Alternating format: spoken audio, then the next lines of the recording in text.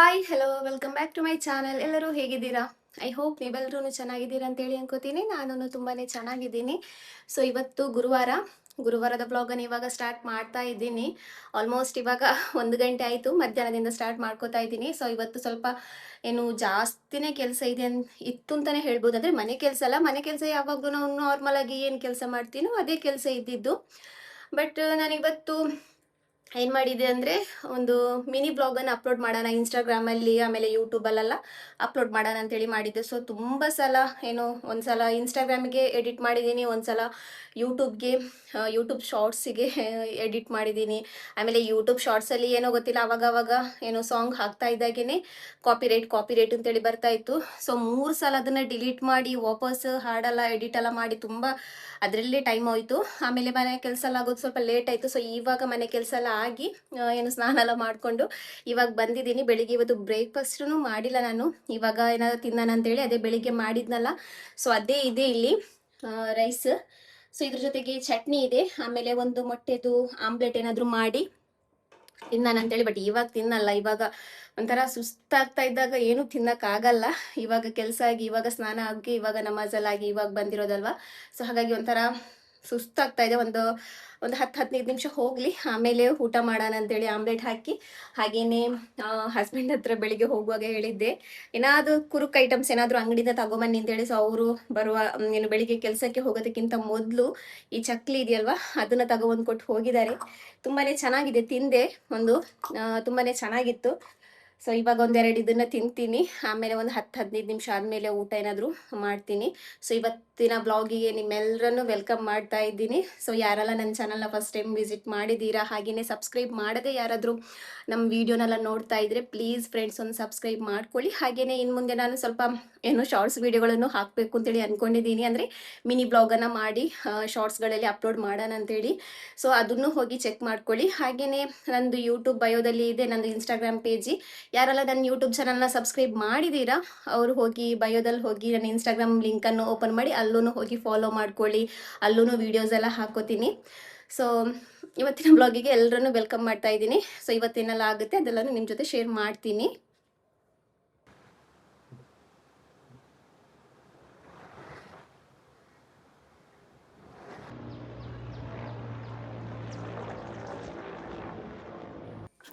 ನಾನು ಆವಾಗಿಂದ ನೋಡ್ತಾ ಇರೋದು, ಅದನ್ನು ಆವಾಗ ಒಂದು ಪಾರಿವಾಳ ತೋರಿಸಿದ್ನಲ್ಲ, ಸೊ ಆವಾಗಿಂದ ಶಬ್ದ ಮಾಡಿಸ್ತಿದ್ದಂಗೆ ಅದು ಪಾರಿವಾಳ ಅಂತೇಳಿ ಗೊತ್ತಿಲ್ಲ, ಯಾವುದೋ ನಾಯಿ ಒಂಥರ ಗುರ್ರ್ ಅಂತೇಳಿ ಶಬ್ದ ಮಾಡುತ್ತಲ್ಲ ಆ ಥರ ಮಾಡ್ತಾಯಿದ್ದೆ. ನಾನು ಒಂದು ಸಲ ಹೆದರಿಬಿಟ್ಟೆ, ಎಲ್ಲಿ ನಾಯಿನೋ ಅಥವಾ ಬೇರೆ ಯಾರಾದರೂ ಏನು ಅಂತೇಳಿ ಗೊತ್ತಿಲ್ಲ. ನಾನು ತುಂಬ ಕಡೆ ಹುಡುಕಿದೆ, ಆಮೇಲೆ ನೋಡುವಾಗ ಅಲ್ಲಿ ಮೇಲೆ ಕೂತಿತ್ತು.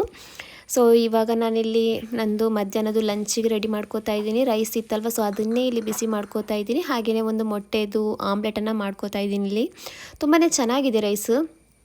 ಸೊ ಇವತ್ತು ಮಧ್ಯಾಹ್ನ ದಾಲೂ ರೈಸ್ ಮಾಡಬೇಕು ಅಂತೇಳಿ ಆಸೆ ಆಗ್ತಾಯಿತ್ತು. ಬಟ್ ಇವಾಗೂ ರೈಸ್ ಇತ್ತಲ್ವ, ಇನ್ನು ನಾನು ಒಬ್ಳಿಗೋಸ್ಕರ ಯಾಕೆ ಮಾಡಬೇಕು ಅಂತೇಳಿ ಸೊ ಅದನ್ನೇ ತಿನ್ಕೋತಾ ಇದ್ದೀನಿ ಇಲ್ಲಿ. ನಾನು ಒಬ್ಬಳೇ ಇದ್ದಾಗ ಹೊರಗಡೆ ಇದೆಯಲ್ವ, ಹೊರಗಡೆ ಚೇರ್ ಹಾಕ್ಕೊಂಡು ಕೂತ್ಕೊಂಡು ತಿಂತೀನಿ. ನಂದು ಕಂಫರ್ಟಿಂಗ್ ಪ್ಲೇಸ್ ಅಂತಲೇ ಹೇಳ್ಬೋದು ಇದು. ಒಬ್ಬಳೇ ಇದ್ದಾಗ, ಎಲ್ಲರೂ ಇದ್ದಾಗ ಹಾಲಲ್ಲಿ ಟೇಬಲಲ್ಲೇ ಕೂತ್ಕೊಂಡು ಊಟ ಮಾಡ್ಕೋತೀನಿ. ಬಟ್ ಒಬ್ಬಳೇ ಇದ್ದಾಗ ಇಲ್ಲೇ ಕೂತ್ಕೊಂಡು ತಿನ್ನೋದು ಒಂಥರ ಚೆನ್ನಾಗಿ ಕಾಣಿಸುತ್ತೆ, ಒಂಥರ ಮೈಂಡೂ ಫ್ರೆಶ್ ಆಗಿರುತ್ತೆ. ಸೊ ಅದಕ್ಕೋಸ್ಕರ ಇಲ್ಲಿ ಹೊರಗಡೆನೇ ಕೂತ್ಕೊಂಡು ಇಲ್ಲಿ ಊಟ ಮಾಡ್ಕೋತಾ ಇದ್ದೀನಿ.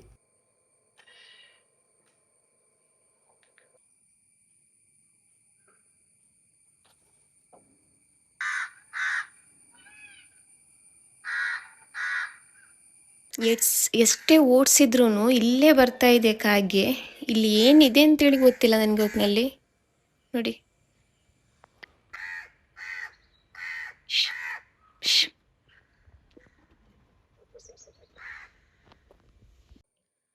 ಸೊ ಹಾಗೇನೆ ಊಟ ಎಲ್ಲ ಆದಮೇಲೆ ಒಂದು ಒಳ್ಳೆ ನಿದ್ದೆ ಆಯಿತು. ಸೊ ಫಸ್ಟಿಗೆ ಡೋರ್ ಓಪನ್ ಮಾಡ್ತೀನಿ, ಫುಲ್ಲು ಕತ್ಲೆ ಇದೆ. ಹಾಗೆಯೇ ಊಟ ಎಲ್ಲ ಆದಮೇಲೆ ಒಂದು ಒಳ್ಳೆ ನಿದ್ದೆ ಆಯಿತು, ಚೆನ್ನಾಗಿ ನಿದ್ದೆ ಮಾಡಿದ್ದೆ. ಒಟ್ಟಿನಲ್ಲಿ ಒಂದು 2:30 ಅಷ್ಟೊತ್ತಿಗೆ ಮಲಗಿದ್ದೆ. ಸೊ ಮಲಗಿರೋಳು ಎದ್ದಿದ್ದೆ. ಇವಾಗ ಒಂದು ಕಾಲ್ ಬಂತು ಸ್ಕೂಲಿಂದ. ಅಂದರೆ ನನ್ನ ಮಗಳು ಟೀಚರ್ ಕಾಲ್ ಮಾಡಿರೋದು. ಅವರಿಗೆ ಮೊನ್ನೆ ಸ್ಕೂಲಲ್ಲಿ ಸ್ಪೋರ್ಟ್ಸ್ ಮಾಡಿದ್ರು, ಅಂದರೆ ಬೇರೆ ಕಡೆ ಸ್ಕೂಲಿಂದ ಬಂದು ಸ್ಪೋರ್ಟ್ಸ್ ಮಾಡಿದ್ರು. ಸೊ ಅದರಲ್ಲಿ ಸೆಲೆಕ್ಟ್ ಆಗಿರೋ ಮಕ್ಕಳನ್ನ ಏನು ಬೇರೆ ಕಡೆ ಸ್ಕೂಲಿಗೆ ಕರ್ಕೊಂಡು ಹೋಗ್ಲಿಕ್ಕೆ, ಅಂದರೆ ಪೇರೆಂಟ್ಸೇ ಕರ್ಕೊಂಡು ಹೋಗಲಿಕ್ಕೆ. ಸೊ ಅದಕ್ಕೋಸ್ಕರ ಸಂಡೇ ನೀವು ಕರ್ಕೊಂಡು ಬರ್ತೀರಾ, ನಾವು ಇರ್ತೀವಿ ಸ್ಕೂಲಲ್ಲಿ, ನೀವು ಬರ್ತೀರಾ ಅಂತ ಕೇಳೋದಕ್ಕೆ ಅಂತೇಳಿ ಫೋನ್ ಮಾಡಿದರು. ರನ್ನಿಂಗ್ ರೇಸ್ ಇದೆ ಅವಳಿಗೆ, ಸೊ ಅದಕ್ಕೋಸ್ಕರ ಕರ್ಕೊಬನ್ನಿ ಅಂತೇಳಿ. ಸೊ ಆವಾಗ ಕಾಲ್ ಬಂತಲ್ವಾ, ಹಾಗಾಗಿ ಎಚ್ಚರ ಆಯಿತು. ಇವಾಗ ಜಸ್ಟ್ ಎದ್ದು ಬಂದಿದ್ದೀನಿ. ಇವಾಗ ಮಕ್ಕಳು ಬರೋ ಟೈಮ್ ಆಯಿತು, ಆಲ್ಮೋಸ್ಟ್ 4:30 ಆಯಿತು. ಸೊ ನನ್ನ ಮಗಳು ಮೊನ್ನೆದನೇ ಹೇಳ್ತಾ ಇದ್ಲು, ಮ್ಯಾಮ್ದು ಕಾಲ್ ಬಂತಂತೇಳಿ. ಸೊ ಇವಾಗ ಅವಳು ಬಂದಾದ್ಮೇಲೆ ಅವಳಿಗೂ ಹೇಳ್ತೀನಿ, ನೋಡೋಣ ಏನು ಹೇಳ್ತಾಳೆ ಅಂತೇಳಿ.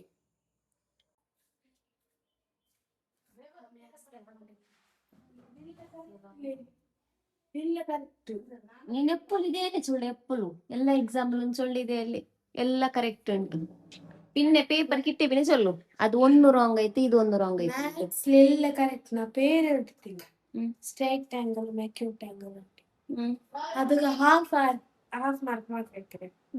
ಕನ್ನಡത്തില് മനമോസ്താവസംബന്ധമുണ്ടല്ലേ, അതിന്റെ സ്പെല്ലിംഗ് മിസ്റ്റേക്ക് ಮಾಡ್ತಾರೆ, ബാക്കിയെല്ലാം കറക്റ്റ്. അത് എങ്ങനെ സ്പെല്ലിംഗ് മിസ്റ്റേക്ക് വരും?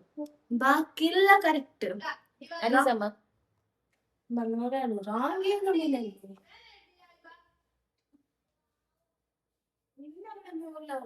ಬಂತಿಲ್ಲ ಕೈಗೆ.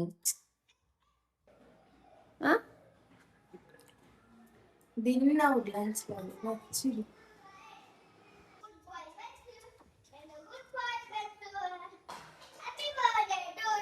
ಅಲಿಸಾ ಎಂದಿಲ್ಲ ಅಲಿಸಾ ಸರಿ ಪಾಡಿ ಅಲಿಸಾ. ಅಲಿಸಾ ಸರಿ ಪಾ ಮೇಲ್ಪತ್ತೆ ಬೂವಾರು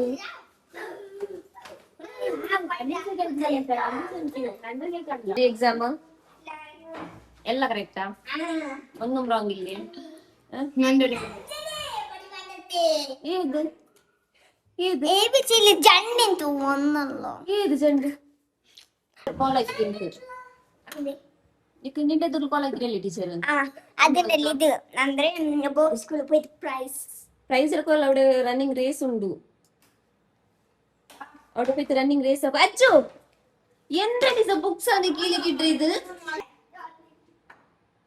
അങ്ങനെ ഓടിയിട്ട് കേക്ക് കിട്ടില്ല. അതെല്ലാം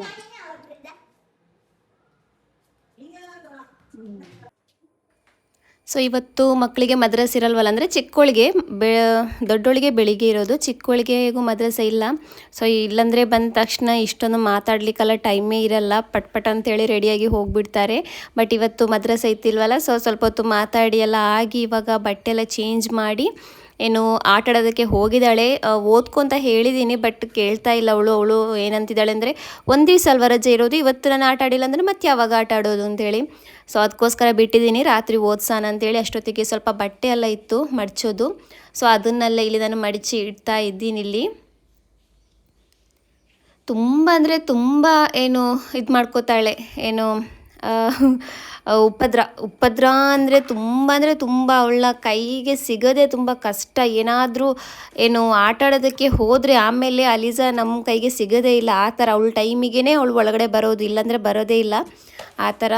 ಸೊ ಇವಾಗ ಬಟ್ಟೆ ಎಲ್ಲ ಮಡಚಿ ಆಗಿದೆ. ಹಾಗೆಯೇ ರಾತ್ರಿಗೆ ಏನು ಚಪಾತಿ ಮಾಡೋಣ ಅಂತೇಳಿ ಇಲ್ಲಿ ಹಿಟ್ಟನ್ನು ಕಲಸಿಡೋಣ ಅಂತೇಳಿ ಇಲ್ಲಿ ರೆಡಿ ಮಾಡ್ಕೋತಾ ಇದ್ದೀನಿ. ರಾತ್ರಿ ಮಕ್ಕಳ ಹತ್ರ ಏನು ಓದಿಸೋದಕ್ಕೆ ಕೂತ್ಕೊಂಡ್ರೆ ಆಮೇಲೆ ಟೈಮೇ ಸಿಗಲ್ಲ. ಅದಲ್ಲದೆ ನಾನು ಒಬ್ಳಿಗೇ ಓದಿಸೋದು, ದೊಡ್ಡೋಳನ್ನ ಅವಳ ಹತ್ರನೇ ಹೇಳ್ತಾ ಇರ್ತೀನಿ, ನೀನೇ ಓದ್ಕೋತಾ ಇರು ಅಂತೇಳಿ. ಯಾಕೆಂದರೆ ಇಬ್ಬಿಬ್ಬರಿಗೆ ಮ್ಯಾನೇಜ್ ಮಾಡೋದಕ್ಕಾಗಲ್ಲ. ಅಂದರೆ ದೊಡ್ಡೋಳಿಗೆ ಇವಾಗ 5th ಸ್ಟ್ಯಾಂಡರ್ಡ್ ಅಲ್ವಾ, ಸೊ ಹಾಗಾಗಿ ಅವಳೇ ಓದ್ಕೋತಾಳೆ. ಬಟ್ ಚಿಕ್ಕವಳಿಗೆ ಹತ್ರ ಕೂರಿಸಿ ಏನು ನಾವೇ ಓದಿಸ್ಬೇಕು, ಇಲ್ಲಾಂದರೆ ಏನು ಅವಳಿಗೆ ಅಷ್ಟೊಂದು ಗೊತ್ತಾಗಲ್ಲ. ಸೊ ಅದಕ್ಕೋಸ್ಕರ ಅವಳ ಹತ್ರನೇ ಟೈಮ್ ಹೋಗುತ್ತೆ, ನನಗೆ ನೈಟ್ ಇದು ಟೈಮಲ್ಲ, ಎಕ್ಸಾಮಲ್ಲಂತೂ ಸ್ವಲ್ಪ ಜಾಸ್ತಿನೇ ಟೈಮ್ ಹೋಗುತ್ತೆ. ಸೊ ಅದಕ್ಕೋಸ್ಕರ ಇವಾಗ ಸಂಜೆನೇ ಚಪಾತಿಗೆ ಹಿಟ್ಟೆಲ್ಲ ಕಲಸಿಟ್ಟಿದ್ದೀನಿ. ಕರಿ ಏನು ಮಾಡೋದು ಅಂತೇಳಿ ಡಿಸೈಡ್ ಮಾಡಿತ್ತಿಲ್ಲ, ಮೊಟ್ಟೆ ಏನಾದರೂ ಮಾಡೋಣ ಅಂದ್ಕೊಂಡಿದ್ದೆ. ಬಟ್ ಅಮ್ಮನ ಮನೆಯಿಂದ ಏನು ಮಟನ್ ಇದು ಒಳ್ಳೆ ಸುಕ್ಕ ತಗೊಬಂದಿದ್ದಾರೆ.